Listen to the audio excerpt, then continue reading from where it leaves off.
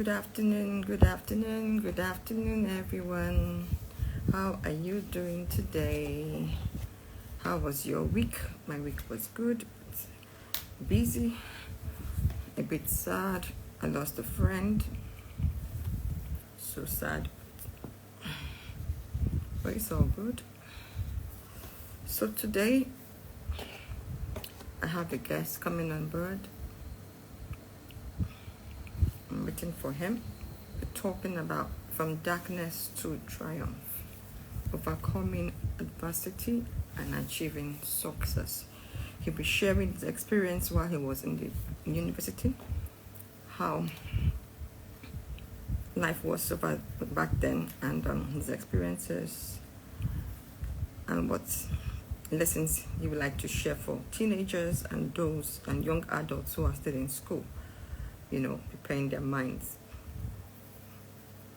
for the future too, and able to overcome challenges that come their way. Okay, my guest is on board, so I'm inviting him now.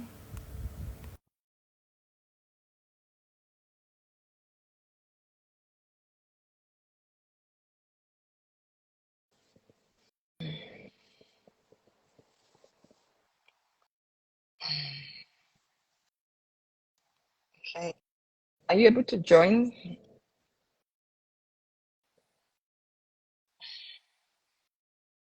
Can I invite you again?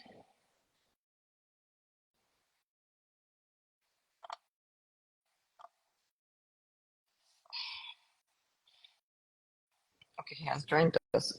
Perfect. Okay, good afternoon. Hey, good afternoon, ma. Nice to see you again. Last Saturday, Abby. but as well, as well. So I'm happy to have you, and I'm happy to have you share this story so that the world will learn from you, and the teenagers, preparing for school, higher institution, will learn and prepare their minds so that they don't, make the same mistakes also. So first, I want you to introduce yourself again. Can you hear me? Can you hear me? Hello. Can you hear me? I can't hear you. No, don't invite me. I can still see you. I think it's network. Can you hear me?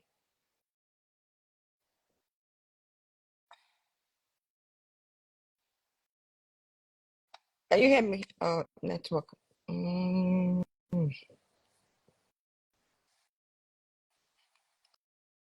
wow.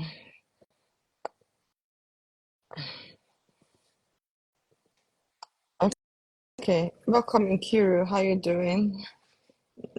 Nice to have you. Yeah. Okay, my guest will join again. I think I'm gonna talk to him out. Oh, okay, waiting for him to join.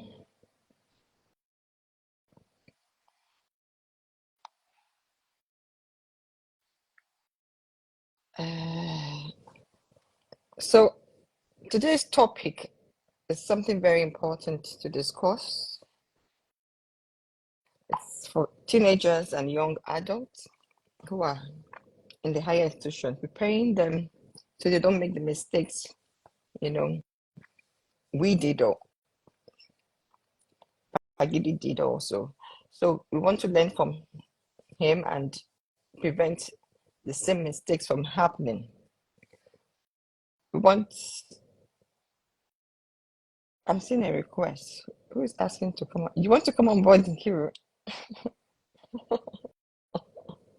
I can only invite you.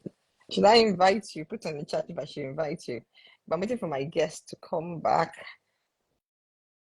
Waiting for my guest to come back so that we can talk about this topic. Because a lot of teenagers are not aware that they need to start on time to read. Once you gain admission into the institution, the best thing, okay, okay.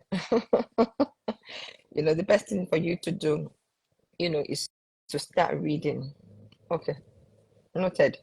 the best thing to do is for you to start reading, attend your classes, attend lectures, do your assignment, do your mistake, do your project, you know. Yes, you can go for parties once in a while, but ensure you know the reason why you are in school and fulfill that purpose as you are having fun. So you don't have carryovers, you don't have issues with your grades. That is very, very important. So today we'll be hearing from PaGidi, who will be talking to us about his experience in the school, what happened to him, how he managed to scale through, get himself, initially his mental health, and and thank God he's alive today to share that story. So we'll be hearing from him soon. Just a minute, let me try and reach out to him.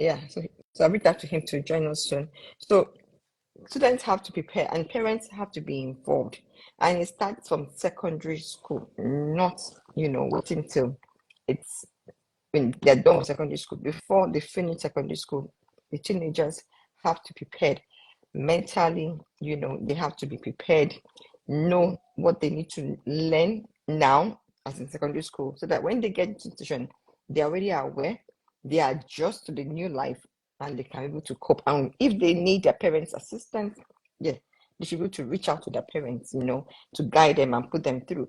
Yes, so they should be able to make their own mistakes, but not, dicey mistakes that will affect them later in life. So parents, we need to start preparing the teenagers from SS1 about higher institution, getting them prepared mentally, academically, how to be on their own. Some are in boarding school already, yes, but in the boarding school, the lifestyle in secondary school is completely different from university. It's completely different. So we need to guide them. Yes, the boarding school puts them through knowing how to stay on your own. No parents there to guide you. Yes, but the institution is completely different because they're not like the boarding school. There's more freedom for them to do what they want to do. So it's best for parents to guide them, talk to them, sit with them, and prepare them. Check the academics. How are they doing? How are they on their own in the boarding school? How are they able to cope? How are they able to read? Can they sit down? Can they stay on their own to read? Because many people even in the boarding school, secondary school, they can't even stay to read. They can't sit down for an hour to read. And if you can't sit down for an hour to read, how much more in the uni? If you can't sit down on your own in secondary school to read, you can't do that in higher institution. To be a challenge for you. If you can't have control to sit down, discipline yourself in so many areas, you can't do that when you leave secondary school. If you can't wash your clothes, you can't arrange your things, prepare yourself, put yourself together, you know. Okay, boarding school tells you that they ring the bell, they tell you when you should, go wash your clothes, sleep, have siesta, read, do your assignments, and other things. But uni does not have all that. You can you can afford to, skip lectures, not attend lectures. It's your choice. It's your choice not to attend lectures. So it's important that parents start this preparation on time. You need to sit down with them, talk to them. Teachers can also play their own roles, yes. Speak to them also, but parents have more, work to do. You need to sit down with your child, know your child, what the child is able to do. Okay, just a minute, please.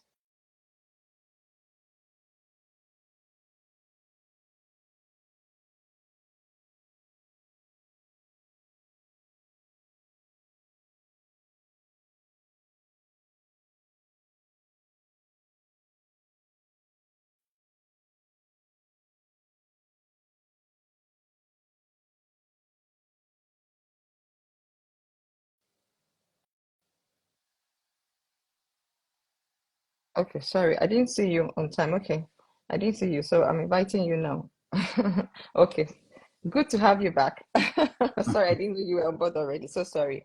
Yeah, so I was just telling them parents That's have fine. work to Uh, do, and it starts from secondary school. They have to prepare them so that the mistakes you made, which you will share now, they will make those mistakes. So, as I said earlier on, can you please introduce yourself again so people will know who you are? okay, thank you very much once again. I believe I'm audible enough. Yes, I can hear you. That's very fine. So thank you once again, and thank you to my listening audience. My name is PaGidi. I'm a lawyer by profession. I'm a writer. I'm a chartered mediator with the Institute of Chartered Mediators and Conciliators, and I'm Okay. equally a mental health advocate. And I'm also the writer of the book Dearest Suicide. And it's good to be here joining you live on this program. Thank you so much, Pakiki, for this. So my first question, is what are the significant difference between secondary school and uni lifestyle, which I said earlier, but you just share your opinion, the difference between secondary school Okay, yes, and the thank higher you institution. very much. Yes, I was listening to you when you were sharing some of the thoughts about the difference between secondary school and higher institution, and very, very interesting because um, currently in the age that we are in, I think it's safe to say that there are now about three different generations of secondary school lifestyle and Yeah, university lifestyle. We have that's the true. age of our parents who are the what they call them now is the baby boomers or generation X. I don't know. No, sure. Okay. Yeah. So, but age of that, then the age of the millennials themselves, their own secondary school lifestyle and It's university different. lifestyle is very, very different. Different. Yeah. Then the age of the Gen Zs, Gen Z, their yeah. secondary school lifestyle and university lifestyle is quite also different. Now, why I Yeah. said that is because um, in those days, as a reality, in those days, it was more about, especially in the university setting now. Let's not go to in the secondary school setting. Maybe they talk about from 4, from 5, from 6, and all that. Yeah. Then Yeah. for millennials, they talk about JS1, JS2, JS3. SS1. Yeah. Yes. So and in this current age, Mm. technology has made things so or so peculiar to different people. And one of the things that differentiates between secondary school lifestyle and university lifestyle is that in the secondary school, teachers, there's always this in the very least, there's class teacher. So every class has its own teacher that monitors the students, that they have a subject teacher, they have a class teacher that teaches them. While in the university, what you just have is lecturers. You just go to the lecture hall and attend lectures. There is nothing like maybe period one, period two, period three. Although it's like that Mm. in the university, but unlike in secondary school where you are in your class and all the teachers come Coming to teach you, in the to there, university, yeah. you are the one that have to be going to different lecture halls, Classes, yeah, especially yeah. when, yes, especially when you are borrowing a course or the lectures halls Mm. are in far Elective, different environments. yeah, yeah. So this kind of peculiarities makes it so unique that in the secondary school, one can say it is very, very easier to concentrate in class. The teacher will be writing the notes for you on the board, but in the university, you have to be the one taking down notes. Notes yourself, Sometimes, yeah. yes, sometimes in secondary school, the teachers dictate, but in university, I mean, God help you, you have a lecturer who is dictating lecture notes for you. For you. It is more or less you having to form your notes Form your yourself, notes yourself, yeah. and they just give you, and you have to buy the handouts or the Mm. textbooks and all that. Exactly. So, Mm. in secondary school, things are more rigid, so to say, because you have a waking up time, you have a reading time, you have a class time, you have a sleeping time. Exactly. But in university, you are more or less on your own. On your own, um you're free. you might be one, yes, that's what I want to say. You might want, as a student, you might want to be deceived into thinking you are free, you have the freedom and all that to do everything, which is good and truthful, but it has more dangers than in the Ahead. secondary school. Yeah, Yes. it has more dangers because you are so free that you can decide not to go to the class, and when you become used to not To going to it. class, you would not know when attendance to give marks, when That test is this is impromptu test. giving Yes. exactly. And when you now happen to fail in the secondary school, you repeat the class and stay there. You don't move to the next class. But in the university, you move to the next level You while still carry going. Yes. So these and many more are part of the um, differences between difference. the secondary school lifestyle and university lifestyle. Yeah, and again, when you're there, depending where you are, how far you are from your parents, the parents don't check on you. Like Mm, the secondary school, they can check on you. They can call the headmistress or sorry, headmasters or what they call them. Who's the master? yes. Sorry, her. But this one, who are you calling? Your auntie. Auntie is is in school, so Far nobody to away. check on exactly. So a lot of things that parents cannot do for you, but it's to prepare you ahead of time, which is very key. So the next question will be, how did you cope with the pressure and stress of academic struggles? Mhm. Mm. I think that too still in a way relates to the question again. How did I cope with? Yes, with stress, with the pressure and stress of academics. I mean, not in secondary school now, in the uni. When you got into Oh, the system, when you okay. got into the system, how did you able to cope? The first year, the second year, how are you coping first? Yes. Now, I think it's fair to say I entered the university well, like many others, average normal students. Yeah, let me put it that way. I entered university at a very, very young age. I think 16. Yes, Okay. that was the Okay. age when I entered university. So first and first, I already calculated it that um, law is a 5 year course. Yeah, So course. I'm 16. At the age of 21, I'll You be through with done university, and then law like that, like that. school. Now, when I got into the university, I remember the year, it was 2008 when I finished secondary school. So I was supposed to enter university that same year because I Yeah. passed all my papers and I gained Okay. admission. However, my university was so wonderful that we couldn't enter the university then until the following year, that's 2009, because Okay. it was currently on strike as at Okay. that They time. asked to So, strike. you know, yes. So I think that's even another differences between the secondary school and the university. Secondary school, there's nothing like strike, Strike. unlike the university. So, um, yes, there was internal strike, not even the normal ASU strike. There was internal strike then. Okay. Okay. Couldn't enter the university, and we got into university the following year. That was 2009, and by this we started receiving lectures. Then we were now to have our matriculation. There's something they call matriculation for university students, like the Mm. ceremony of Welcome entering the to university. school. Yeah. Yes. So that very day that we were to have our matriculation, ASU national strike started. So we could Okay. not even Do the um, matric. yes, and that's when the infamous 2009 4 months ASU strike started.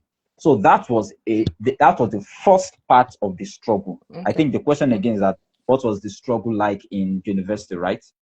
Okay. So Yeah. Yes. that Yes. yes, and that how did I cope with the pressure? So that was the first thing.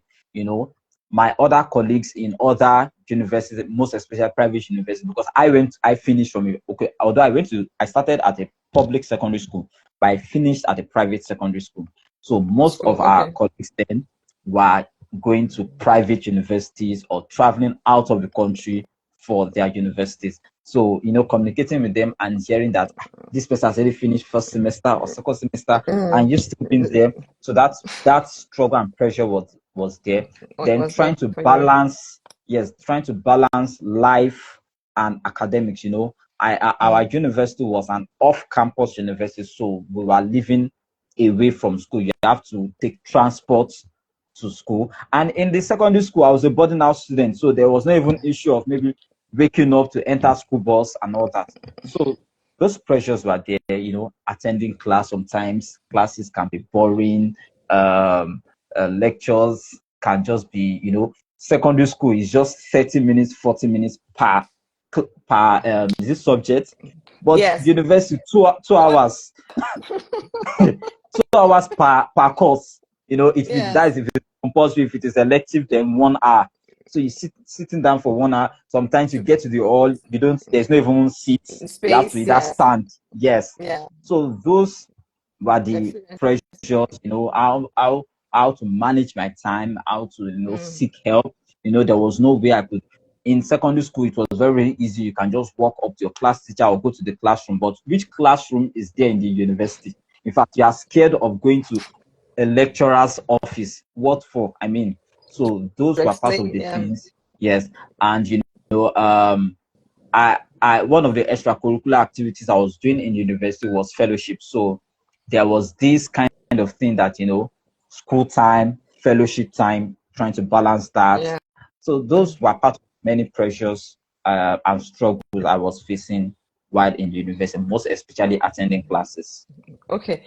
Did you have I know this is not that okay, it just came up to me now. This idea just came up now. Did you have your parents speak to you? Did they prepare you for before entering university? That's one. Then again, when you got into the system, did you ever call them to like, oh, mommy, I'm going through this, your guidance. So that's experience. Did you have that? Okay, yeah, thank you very much for that question. So, um, did they talk to me before going to the university? Of course, yes, they did, even though I can't really remember much now. So that means the talking wasn't that there Deep. because Okay. no how. If You it was remember like what maybe to say? fully there, you would remember some things. But I know Yeah. that when I started to choose the course, yes, I Okay. had that conversation with them. So they were not the one that chose the course for me. I chose law myself, Law although itself. yes, although there was conversation around that. Then sometimes, you want to actually excuse yourself from whatever talks your parents are saying because it looks like they're pampering you too much or controlling you or You're caging not you. So fine. Yeah. you're in a free place where you now want to like do your own thing your own way. Thing. So Explore. yes, so I think perhaps even if they were having that talk, my ear was Blocked down. You decluttering. don't want. Yeah. I don't Yes. want to hear. So, yeah. Then when there were problems, I mean, the the conversation style with my parents wasn't cordial and smooth. So there was no, I think we had that kind of conversation. I can't remember what topic now. The last time we had a Mm. session about opening up, Teenagers. what to make a teenager not be able to open Not up to the parents. to their Yes, parents. Yeah. yes. So when those struggles were coming, there was no way I could just call and say. The only time I will call is when I don't have provision, I need pocket money, money has finished. Yes, those times like it's very, very easy to call. But as to Okay. the problem of academic, I mean, do you want to call them Academics. I Just miss share your class today? struggles. No, Okay. see, Okay. You didn't do you, that. you can't call them to say I miss class today. Then it naturally rings in their head that you're missing class. So they'll start calling you every day. Hope you are going to class. Yeah. So that Okay. that So was that that didn't. about. Mm. Okay, so before you go into your story to share your personal journey, how you had the carryovers, how you had the suicidal thought, before you go there, what led to it? Start from that area, how it came to that area. What led to you having carryovers? What led you to having those thoughts? I want you to share that so that teenagers, which I will share this video with, because I'll share this video to with parents. I'll make sure that this thing goes viral so that they can learn. So when you were seeing the signs that you were not able to cope, so what so I want you to share your story, go into details, but I want to focus on when you saw the signs yourself, your own fault. What was your own, where you were, it was your fault that you had this carryover, and why you just seek help at that time, why?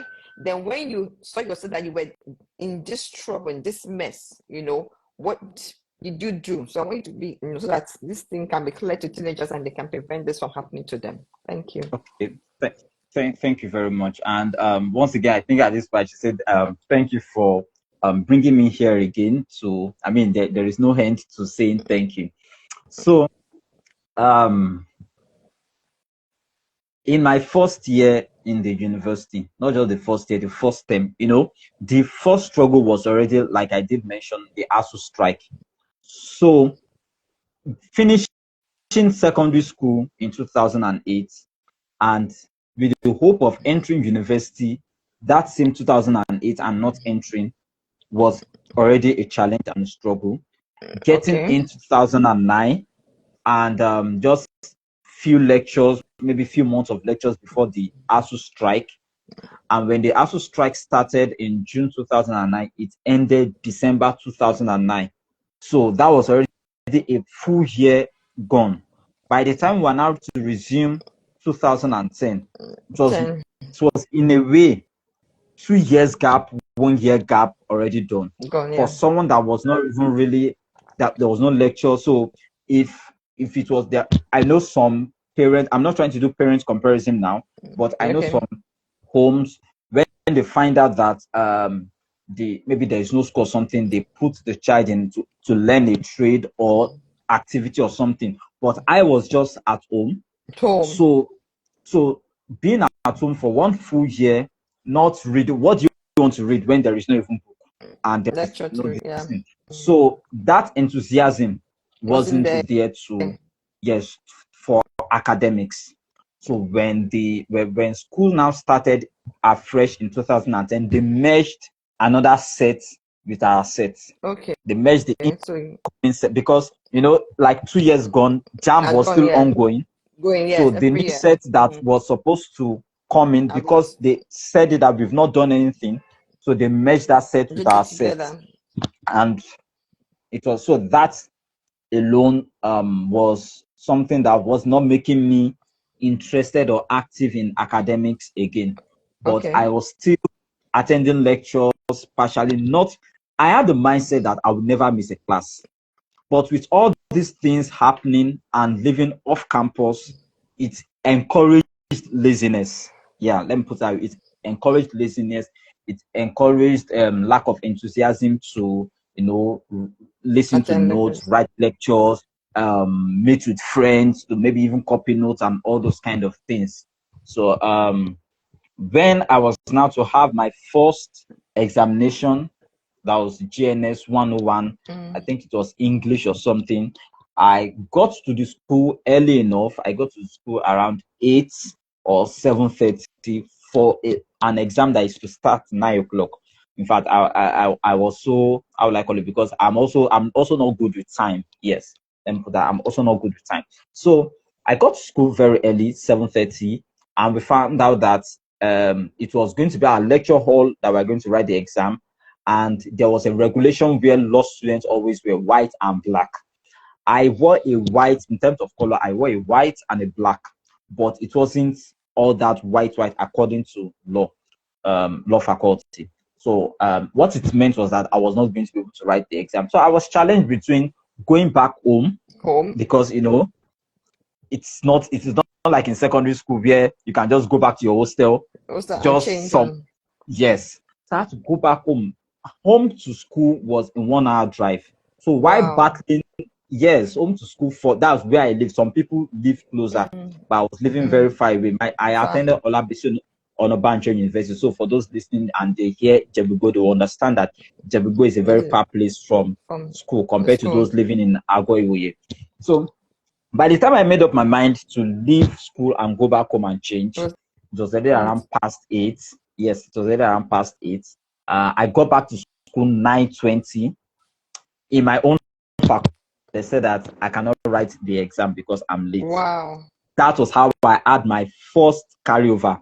Like, I was not even allowed to fail. I failed. You understand? So I was not even given the permission to fail. So that was how I had my first carryover. Now, this is for someone who was already naturally having some struggles or challenges with academics, so to Academic say. students. Yeah.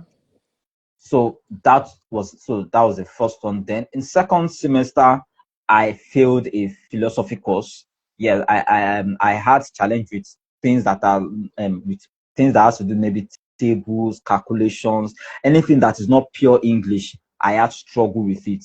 So I failed that course. So that was how I had my second carryover. And I was now having carryover like that.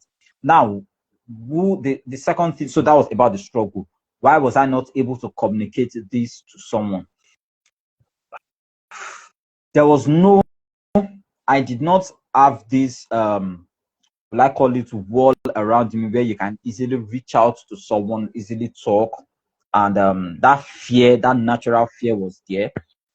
Yes, and I was doing fellowship activities. I was very, very strong in that. So I was thinking or believing that perhaps God is going to help, just, since I'm serving God, worshiping Him, being very fervent in, in fellowship things, Brother Gideon, all those kind of, that's what they call me then in the in Okay. university, that God will just help, since I'm reading, and when I just write the exam, how do you guys play those prayers? The person writing, marking your script, the angel of the Lord will, those kind of prayers like that, and we'll shout amen. So I was doing that, and I just found out that I was just failing the more, 200, 300, 400, 500. So as at 300 level, I was already fed Yeah. up with school, with university. I was Wow. fed up with studying law.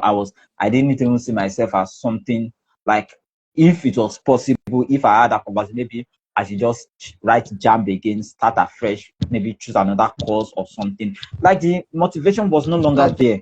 that. I Yeah. was missing more lectures than I was attending.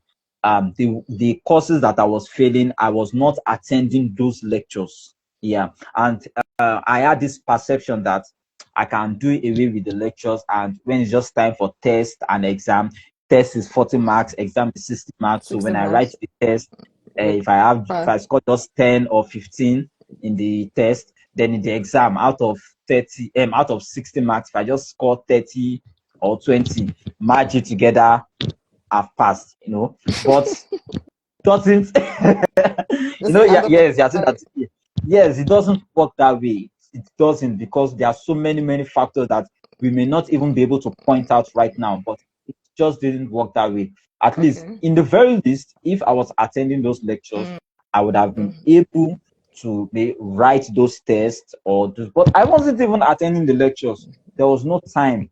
When I mean there was no time, not that I did not have the time, the lack of enthusiasm, Was not there. the motivation was, yes. And this is a school where, in the university lifestyle, where you are the one that do things yourself. Nobody monitors you, nobody tells you if you like, don't. So, and the more problems you pile up, the more it is that you are not able to solve the problems. At least in solving problems, you have to be taking them one by one. But once it's piling up. So that was how these things were happening. And there was nobody I could talk to. I wish yes, I think in the university, every level always have I can't remember what they call it now. Is it form lecturer, or I know it's not class teacher, but a lecturer Mm, that is maybe supervisor or something that you to can check walk on up you. to. Yes, that, because at the end of the day, our lecturers are not wicked. They are not God, so to say. They are human beings. Mm, So if you walk up to them and tell them what you are going through, in the very they least, can guide. they cannot tell you get out of my office. And even if they tell you the first time, they cannot say it always. But that wasn't there. Okay. So that's why it kept piling up. And it was interesting that in the extra year level, when it now when I now failed everything and I was now in the extra year, all these things that I wasn't doing, that was when I now had to be doing them, attending the lectures, going to meet the lecturer, writing the test, writing the exam, and I passed every single thing at that sitting. Meaning, some people do have carryovers, not extra carryovers in the university, maybe Mm, just one, mm, and they mm, quickly tackle mm. it, they buckle it, and they are done with it. So, Okay. because I didn't have that talk, it affected so many things. Okay, let me go to the area of when your parents got to know, because I think school sends results to parents, I remember my Not father in used to our check. school. No, no, no, Okay. no. Okay. So my own school, well, even my father was always checking. Anyway, even though you would ask me, but he would still tell somebody, his brother to check on me. So, your parents, did they get to know about the carryovers, or they didn't get to know until you finished? They didn't get to know until I finished, because I didn't tell them about it. They didn't Okay. get to know. So they were also shocked. And why they didn't get to Okay. know was that that thinking that I would, clean it up. There's some mess that you have, especially in the home. You clean up the mess before your parents come back, For so your they don't parents even know that something it's happened. happened. Yeah, Okay. so trying to clean up that mess, thinking that okay, I'm done with it didn't happen this time. In 300, I'm going to clean it up. 300, they have 400, I'm going to clean up. 400, they have 500. So then and now I have to tell them. So they didn't Okay. know. Okay. Okay. So they didn't get to know until you finish school. Now you're saying finish university. Yes, Okay, yes. fine. Okay, fine. Okay, that's fine. So when they got to know after when you finished, what was their reaction? Yes, thankfully their reaction wasn't as bad as I would have thought, because yes, I was scared. I didn't even want to go. Yes, I think I should. I'm trying. Okay, I'm trying to limit what I want to say, but at the same time, yes. So this how it happened. When I finished the university, Okay. I we traveled out of the country Mm, for okay. vacation. So Okay. results wasn't out then. So when we got back to the country, barely a week or two after we returned from US, that's when my They colleague got to told me know. that result is out. We are planning that I think it was around May, June, I can't remember now, but around May, June. So we're planning for law school, because that year law school would resume in September, October. So but what is just awaiting law school is just to get the result. So my friend now told me that result is out. I me knowing fully well that I had already written 7 carry. This is how it is. Every year in our faculty, you have 4 courses to write. So if you don't have any carryover, yeah, either writing just 4 or 5, maybe with borrowed courses. But in your 500 level, you're only writing 4 courses if you don't have any extra year. Now, Carryovers. yes, any carryover. Thank you. So, but me, instead of writing just those 4, I was writing 11, the 4 Wow. and the And the 7 7 carryover. carryovers. So that's what made it 11. And there's a part where I kind of miss, in the sense that there's a limit to the course units you can register for each semester and each level. So when you register above the course unit, the required unit, it's either they don't accept it or it affects your CGPA. So Wow. in my 500 level, my CGPA was already 1.1 something, 1.1 something. Yes, that was my 500. Generally it is just if you're not on first class, you're just chasing 2-1 or 2-2. But this particular time is there's a need to mention the CGPA itself. So it is not the case Yeah. of strong 2-2 or 1.1. Yeah. Yeah, You're dicing. 1.18 or something. So when I heard that result was out, I just asked, is there any reference? Knowing fully well that I wrote 7 characters. And they said that the person now said that he saw some. And some care. Is it that there's nothing there? And he saw some. So I went to the school to check it myself, and I saw that it's the entire 7 that I wrote that I failed again. So that was how I had the An extra. 7 carryover. Yes, that was so the entire 7 that I wrote, the 7 carryover, I failed all of them again. And I failed 1 more from the 500 level course, making it 8. 8. Yes. So, but as at the time of writing the extra year, I only wrote 7. I don't know, maybe they tried. I don't know what they did, because they told me I failed 1 course again in my 500 level, but it wasn't part of the courses I retook during the Okay. extra year. So I was scared of going home. Yes, I only have. This is someone that has finished school. You've moved your things away from school. You've done handing over in your fellowship and all those kind of things. So I only went to school to check the To results, check and your I've seen that results. I've failed everything. It was already past 5 in the evening, and my parent hadn't heard from me. So my mom had to call me. It was past 5. School closes 4 o'clock. I mean, on average, unless you are attending lectures. So they past 5 to 6, and they're asking that what my mom was not asking that what exactly is going on. Have I not seen my results? I said I had not seen it. She was like, then I should be coming home. I mean, what do I want to come home and do? To So come that was the and do, fear. yeah. Yes. So I remember going to my fellowship that day. That day, the fellowship, they were having a program then. So I now told my mom that I just want to go and attend fellowship. What exactly do you want to attend fellowship for when you are just to go and either say hello and go back home? So my mom just had this intuition, this motherly instinct that something is wrong. Something And she is now, wrong. yes, she now told me that I should tell her the truth, that what exactly is going on. And I told her that I failed so and so number of courses. And immediately she said I must come home, that I cannot stay in school because my dad is at the hospital, is on admission. My dad's admission is not because of my results. He just had a medical situation, so that I should come and sing. So I have to prepare my mind to start going home.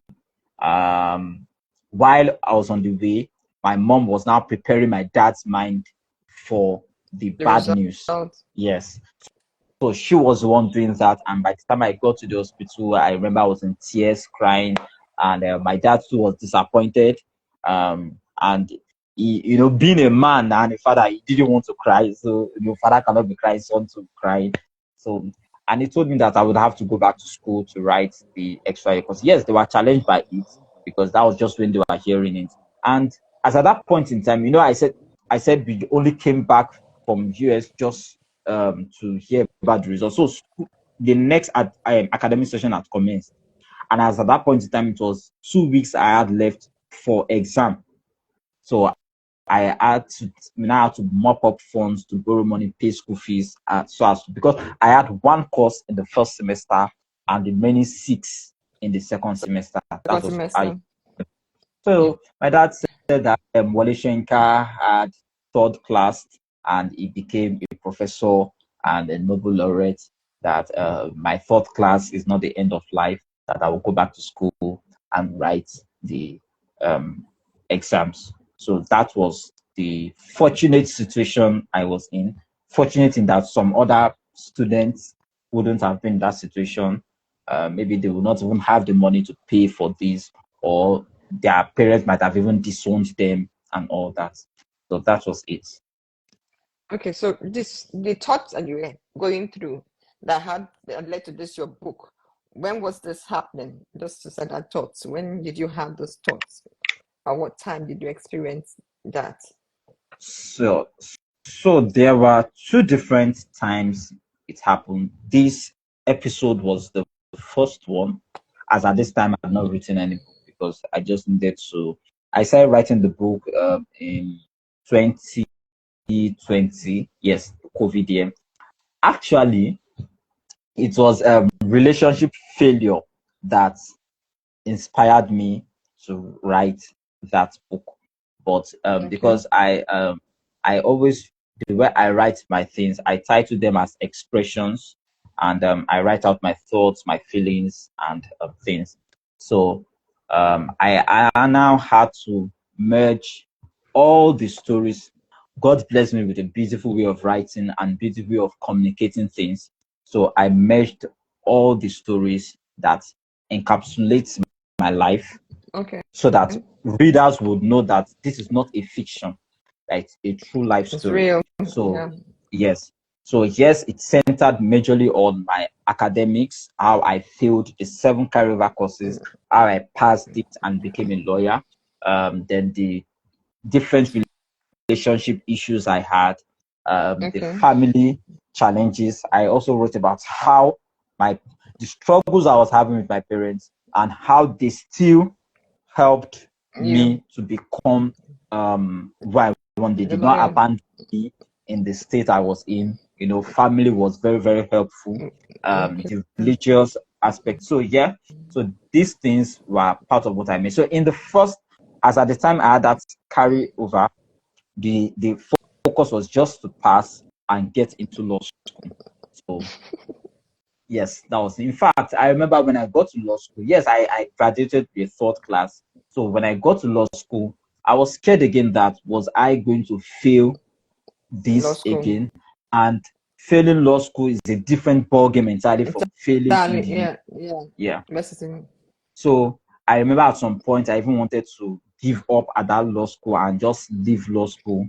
So, but as at that time, because I was now having these conversations, I had the conversations with my parents. They encouraged me and helped me to finish. So I passed law school and got called to bar. So I was already a lawyer as at the time I was writing the book, Dearest Suicide. I got called, I became a lawyer in the year 2017, and I started writing Dearest Suicide in 2020. It's a Okay. very big book, more than 1,000 pages. And I mean, if it was, I mean, I didn't know I was going to talk about it this way. I would have brought it from where it is. That is, it's an ebook, but when I wrote it, I printed that first thing out so that at least one can see how big it is. So it's The over a volume of thousand it. Okay. pages. Yes, Okay. over 1,000 pages, and I had to divide it into five so that it would be easy for people to read. To read. Yeah. So Okay. what I did with the Dearest Suicide is that I was talking to suicide as a person, challenging suicide as to why she's killing people. I painted suicide as a female person, challenging her as to why she's Oh, killing people. Because when you are suicidal, you don't have the courage to talk about the things you are going through, irrespective of what you are going through. And people don't. In fact, I still did a video very recently, and okay. I in one of the I saw two comments. I mean, these things don't affect me, but I saw two comments in the comment section of the YouTube where it was uploaded, and they said that wow, they love the courage of this guy talking, but that he still needs help and this and that. And I'm just smiling, you know, someone that needs, in a way, someone that needs help.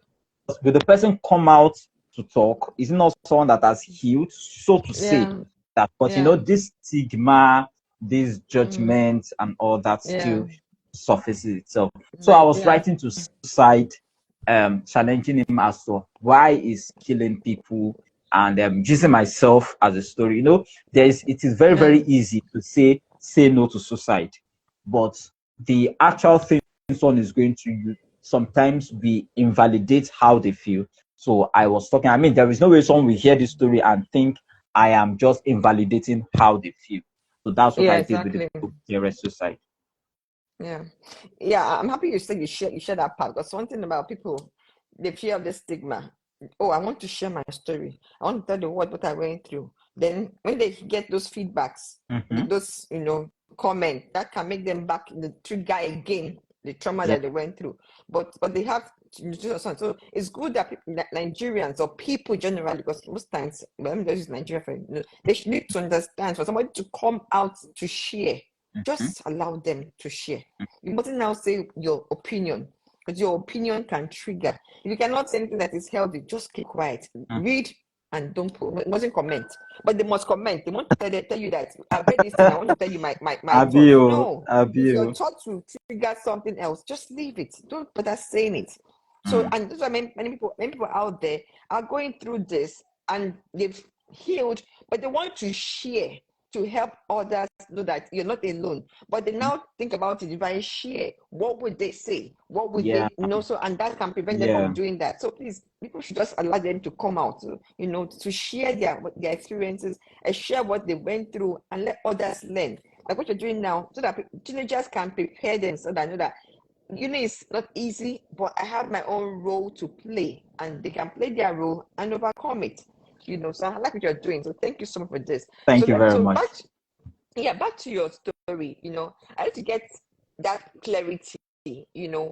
What was that thing? Because something you shared sometime. I think when I saw you last, you said something about um you've been to you were hearing God. You were thinking about, okay, God is there, but that did not motivate you enough. Something. What was that shift? What was that thing that just changes? Okay, I need to do this thing. I need to work on my weaknesses. I need to now do the needful, because people say, okay, oh, God is there, God, but you have your own part to play. So what was that shift? What was that thing that just made you, say, okay, I need to do this thing and put my mind to it? What was it, please? Okay, thank you very much. So yes, being the fact that I grew up in a Christian home. I don't know, is it past tense?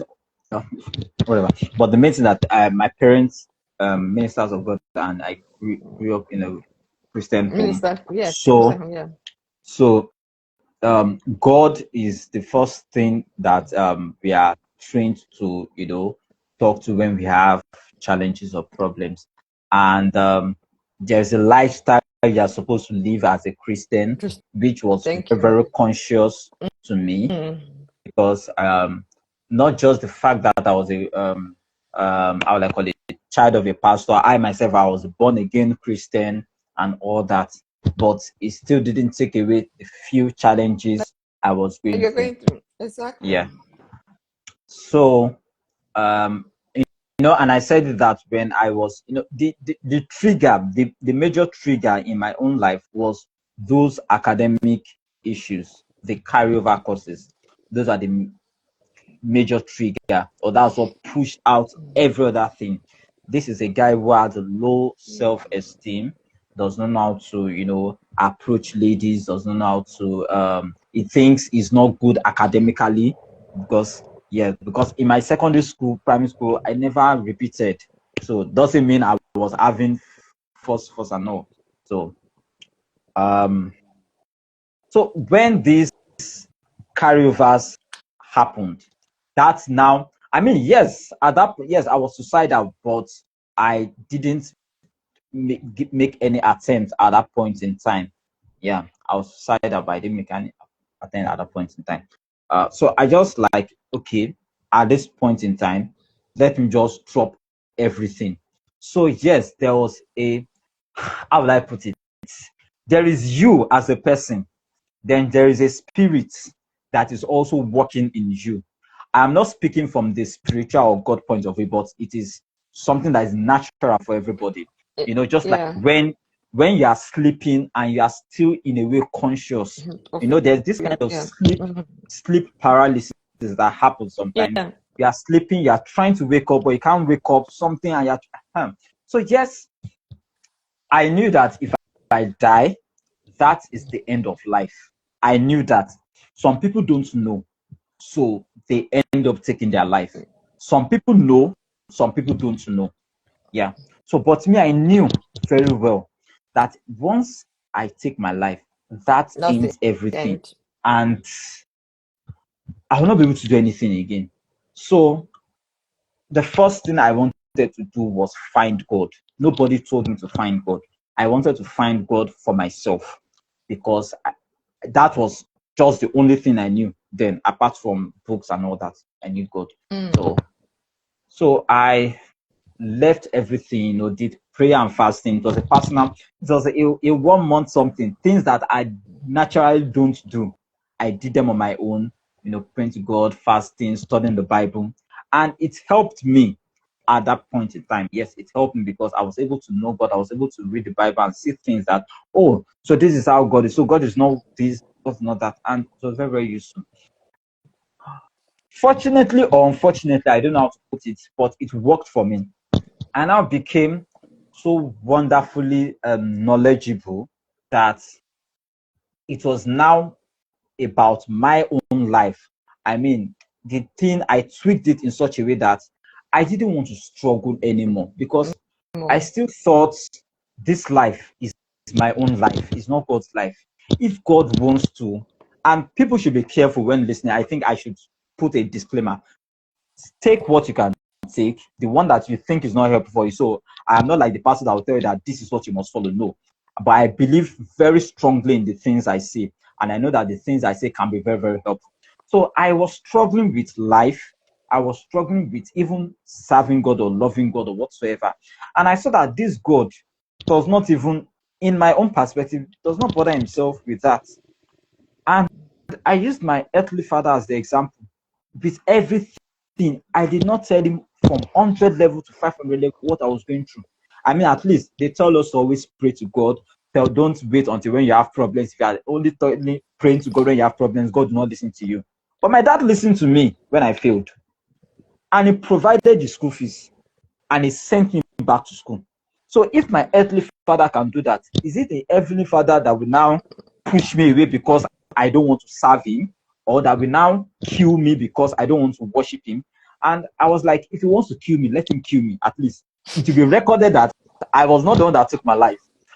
He was the one that took my life. So that was what Your I mindset. tweaked with my, Yeah. that was the mindset I tweaked that helped me to be courageable, that helped me to be vulnerable, that helped me to talk about things. So I did not hold my life as anything again. I didn't care about life again.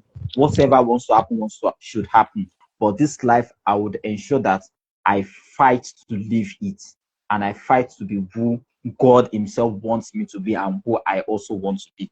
So that was the tweak Okay. with this. So So I stopped going to church. I yeah. stopped doing. I branded myself a non-practicing Christian because that was what was helping me Yeah. live life. Yeah. Okay, so I'm hearing you say that time, you grew under your parents and you learned a lot of things from your parents, but the test came when you're like, if this God that I serve is not here to help me. So the way you were saying at that time, your mindset at that time was that, but you come to realize that the same God was still there for you. Yes. Just that at that time, your mind was covered with, you're just thinking about, I'm going through this, where is God to help me? But really, God was there. He was really Yes. there, but you were not seeing him the Yes. way you were seeing your Heavenly Father, act for you. So that time, a lot was going through your mind. We're not thinking right. But now you can come to say, okay, when you're going through stress, issues like this, your mind will be suicidal, which the devil comes to play with the mindset. So I'm happy you're sharing this so that people will know Thank that you very much. at the time many people that are going through a lot, you see them, they are just losing it. At that time, something is happening to them. They need that help. They're not thinking the way we are thinking. Like we see some people on the streets, you see they're crazy, they're mad, they're just saying, but they're not, some of them are not really mad. Mm-hmm. They see a car coming, Yeah. they will quickly cross the road. They see a car coming, they will cross the road quickly. But when they see you coming, they're talking to you. So just that. So they're not really they're not completely mad, but just that they need help.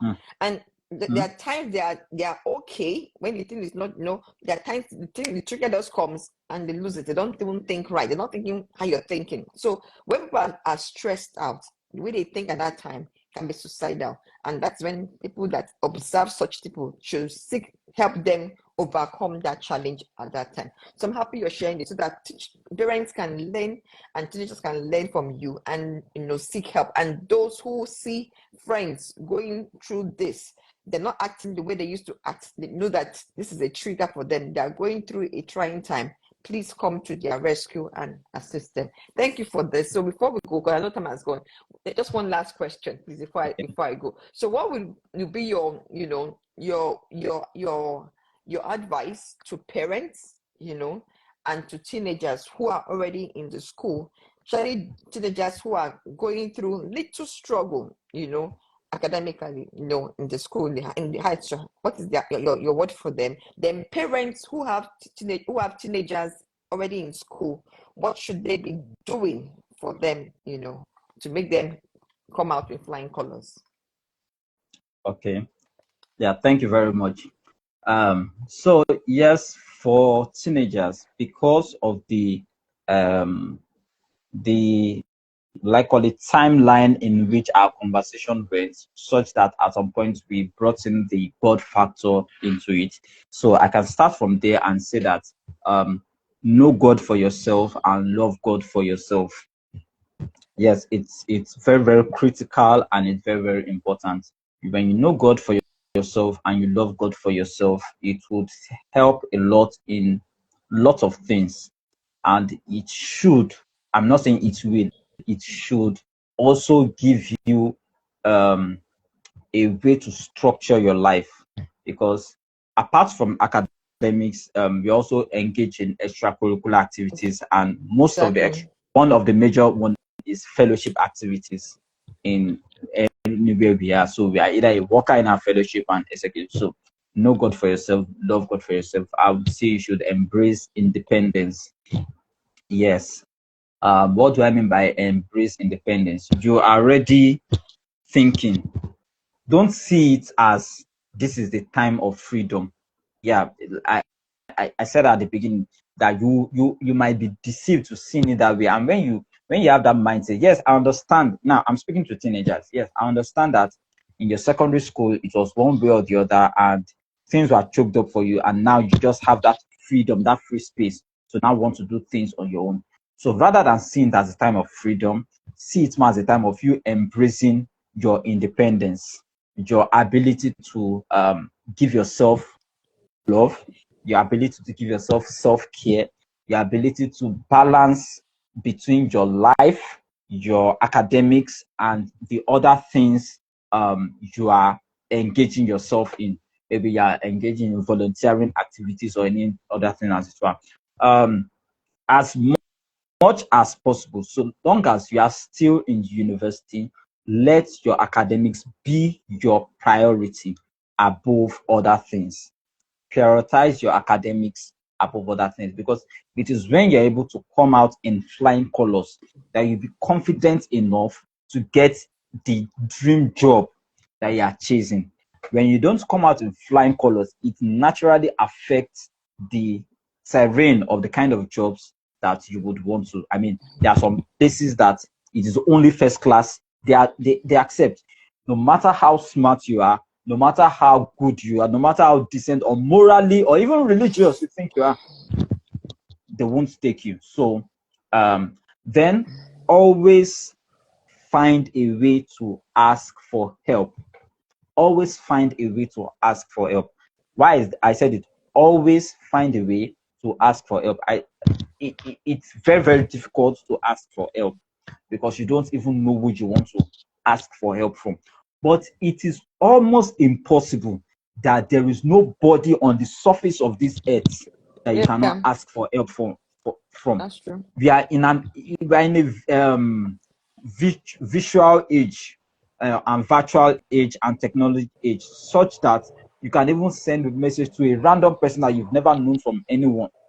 It is different from you, and be intelligent enough to ask for help intelligently. Some people, they just go into people's DM, just drop hi or hello, and you're putting the responsibility on the person you're messaging to ask you. Say when the person sees your message and see the nature of the person, would be moved to want to, of course, and it's not like you're asking for financial help. Maybe you're asking for academic help, moral help, relationship help, family. So that's what I would say for the teenagers. Know God for yourself, love God for yourself, find a way to balance academics, and what's the third one? Prioritize your academics. For who is Parents. it? What stage? For parents, God will help parents first of all, to because they are going to see a lot. I mean, they are seeing a lot, and they will continue to see a lot. So that's why I started with God to help them. But your your children are also your priority. You have experienced this life. Um, don't instill fear in your children. I think we should start from there. Don't instill fear in your children. When you're having a conversation, I mean, parents forget this fact that they are the smarter ones than the children. You know these things already. You are their God. So even before they do whatever they are doing, you know what they are doing. Sometimes even when they are lying, you know that they are lying, but The line. you are just not disturbing yourself with it. Since you want to help them in a way that they will be helped. Don't pressure them. Don't instill fear in them. You know these things already. You have gone through these things. So help them to help themselves. That's the first thing I'm saying. Build a support system. System. Let them System. see you as a support system.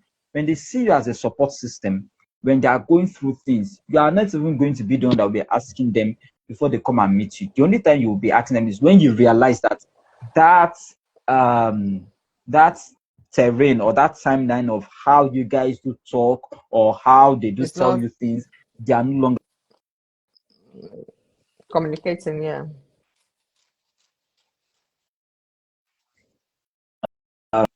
things. Yeah. So give them the opportunity to be independent. You are monitoring them, good.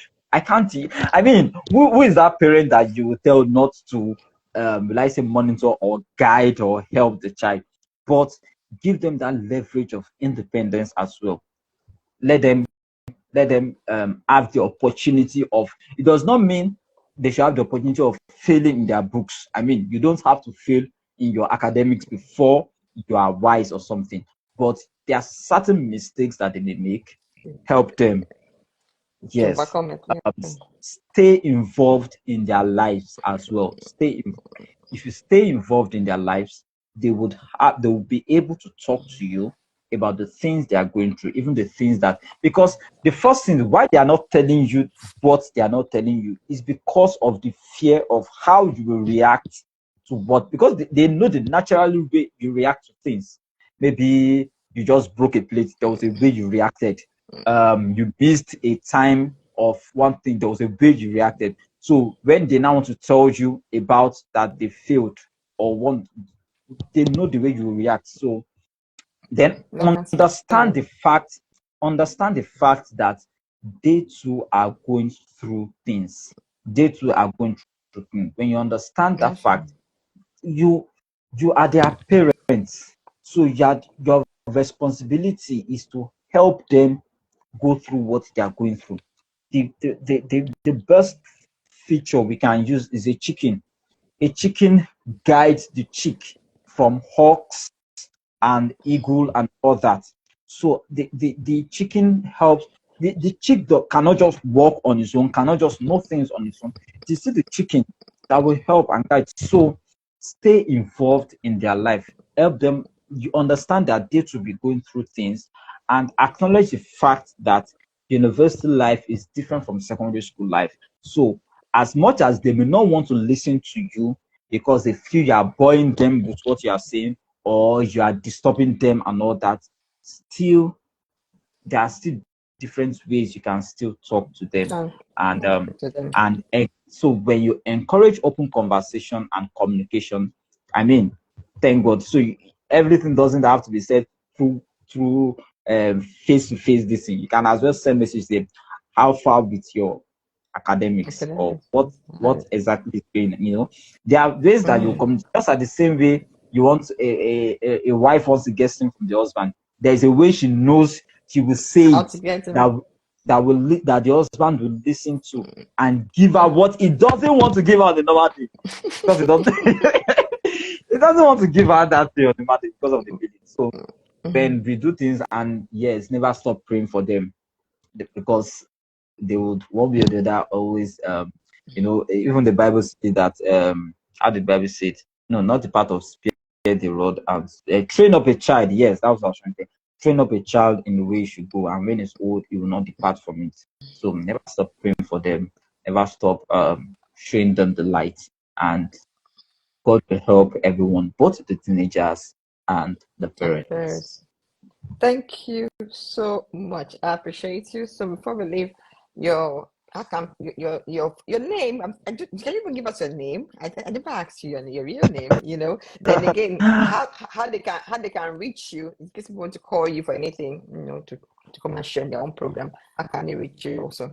Okay, so yes, my name is PaGidi. The thing is that, yes, my real name is Gideon Disu. So the name is Gideon, the surname is Disu. I'm from Lagos State. I'm a Yoruba person.